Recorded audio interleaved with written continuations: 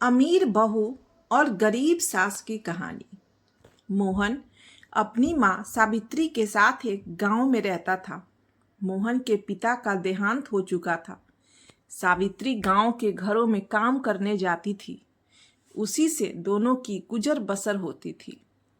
एक दिन मोहन ने अपनी माँ से कहा, माँ, तुम इतनी मेहनत क्यों करती हो? मुझे बिल्कुल अच्छा नहीं लगता। मैं अपनी पढ़ाई छोड़कर कुछ काम ढूंढ लेता हूँ।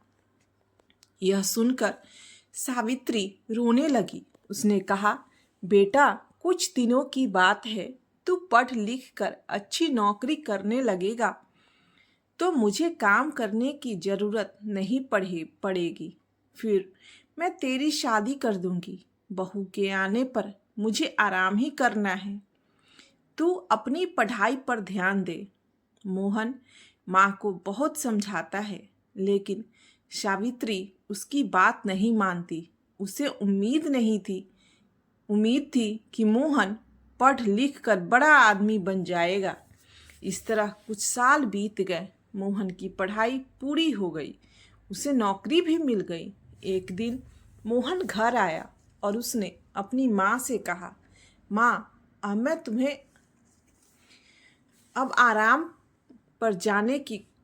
काम पर जाने की कोई ज़रूरत नहीं है। मेरी बहुत अच्छी नौकरी लग गई है।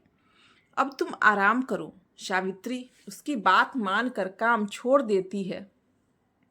कुछ दिन बाद मोहन के लिए एक बड़े घर से रिश्ता आता है। सावित्री बहुत खुश हुई। उसने खुशी खुशी मोहन का विवाह कर दिया। अपनी नई बहू रेखा को पाकर सावित्री बहुत खुश हुई। वह अपनी बहू को कोई काम करने नहीं देती। सारा काम स्वयं करती। रेखा सारा दिन बैठी रहती। एक दिन मोहन ने अपनी माँ से कहा, माँ, तुम रेखा से भी कुछ काम करवाया करो। इस उम्र में तुम काम करती हो और रेखा बैठी रहती है। यह सुनकर रेखा ने कहा, मैंने तो माँ जी से कई बार कहा है काम करने के लिए, लेकिन ये सब अपना आप करना चाहती हैं। मोहन के कहने पर रेखा अगले दिन से सावित्री के साथ घर के काम करने लगी। कुछ दिन बाद सावित्री की तबीयत खराब रहने लगी। अब सारा काम रेखा को करना पड़ता था। कुछ दिन बाद रेखा का स्वभाव बदलने लगा। वह अब सावित्री से बात नहीं करती थी। एक दिन सावित्री ने पूछा, बहू, क्या बात है? तुम मेरे से बात नहीं करती? तब रेखा ने कहा, आपको पता है मैं कितने बड़े घर से आई हूँ और कितनी पढ़ी लिखी हूँ। तुम लोगों ने मुझे नौकरानी बना दिया। यह सुनकर सावित्री ने कहा, बहू, कुछ दिन की बात है। मैं ठीक हो जाऊंगी। उसके बाद मैं सारा काम कर लूंगी। लेकिन अभी तो मैं बिस्तर से उठ भी नहीं पा रही हूँ। तब रेखा बोली, हाँ हाँ, यह सब बहाने मैं खूब समझती हूँ। मैंने काम करना शुरू किया तो आपने सारा काम मेरे ऊपर डाल दिया। यह कहकर रेखा अपने कमरे में चली गई। उस दिन उसने खाना भी नहीं बनाया। शाम को जब मोहन घर आया तब रेखा ने कहा, सुनो जी, मैं इतना काम नहीं कर सकती, इसीलिए मैं अपने पिता के घर जा रही हूँ। तुम्हें अपनी माँ की सेवा करनी है तो करो, मुझसे यह सब नहीं होगा। यह सुनकर मोहन गुस्से में बोला, मैंने शादी अपनी माँ को आराम देने के लिए की थी। अगर तुम घर का काम नहीं करोगी तो माँ इस बीमारी में कैसे काम करेगी? यह सुनकर रेखा गुस्से में अपने घर जाने के लिए चल दी। तभी सावित्री ने उसे रोका और कहा, बहू, इस घर को छोड़कर मत जाओ। मैं सारा काम कर लूंगी। रेखा फिर भी नहीं मानी और अपने पिता के घर चली जाती है। उसके जाने के बाद सावित्री रोती रहती है। मोहन कहता है, माँ, तुम क्यों रो रही हो?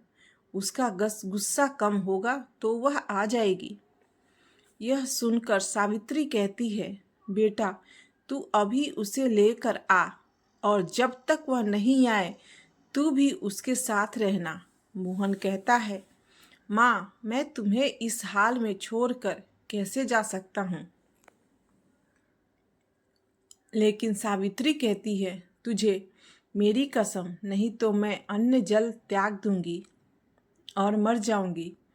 सावित्री की जिद के आगे मोहन हार जाता है और रेखा को लेने उसके घर पहुंच जाता है।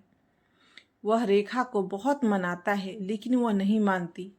रेखा उससे कहती है, हम अलग घर लेकर रहते हैं, तुम अपनी माँ को हर महीने कुछ पैसे भेज देना। मोहन बेमन से उसकी बात मान लेता है और रेखा के साथ अलग मकान में रहने लगता है। उधर सावित्री अकेली रह जाती है। वह अकेले में बैठी बैठी अपने मोहन को याद करके रोती रहती थी। एक दिन सावित्री के घर पर कोई दरवाज़ा खटखटाता है। सावित्री दरवाज़ा खोलती है तो देखती है सामने रेखा का भाई राजेश अपनी पत्नी के साथ खड़ा था। वे दोनों अंदर आकर सावित्री से पूछते हैं, माँ जी, दीदी कहाँ है? सावित्री उसे सारी बात बता देती है। यह सुनकर राजेश कहता है, माँ जी, मैं सोच भी नहीं सकता मेरी बहन ऐसा करेगी। मैं तो अपनी पत्नी के साथ शहर में रहता हूँ।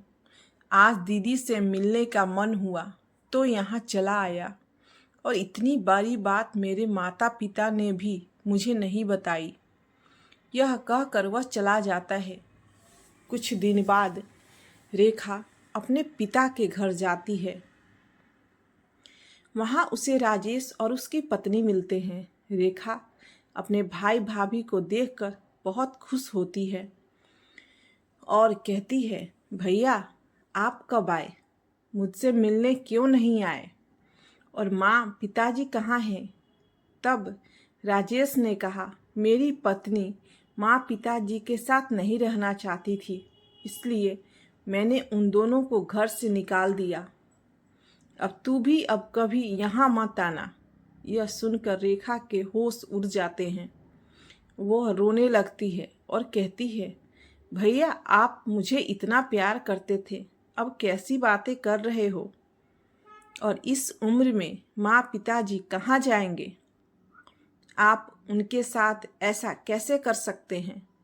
तब राजेश कहता है, जब तूने अपनी सास के साथ ऐसा कर सकती है तो मैं क्यों नहीं कर सकता? मैं भी तो तेरा भाई हूँ। यह सुनकर रेखा को अपने किए हुए पर पछतावा होता है।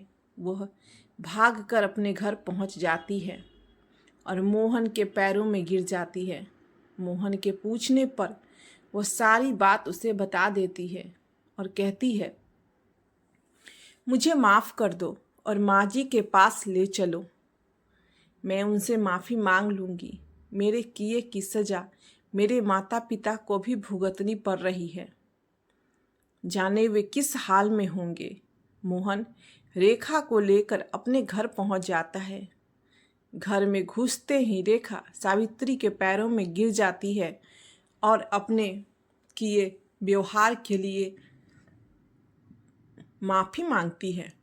तभी दूसरे कमरे से राजेश अपनी पत्नी और माता पिता के साथ बाहर आता है। उन्हें देखकर रेखा रोने लगती है। तब राजेश उसे बताता है कि उसने माता पिता को छुपा दिया था ताकि तुझे तेरी गलती का एहसास हो सके। राजेश के माता पिता भी सावित्री से माफ़ी मांगते हैं। इस तरह मोहन, रेखा और सावित्री तीनों खुशी खुशी रहने लगते हैं।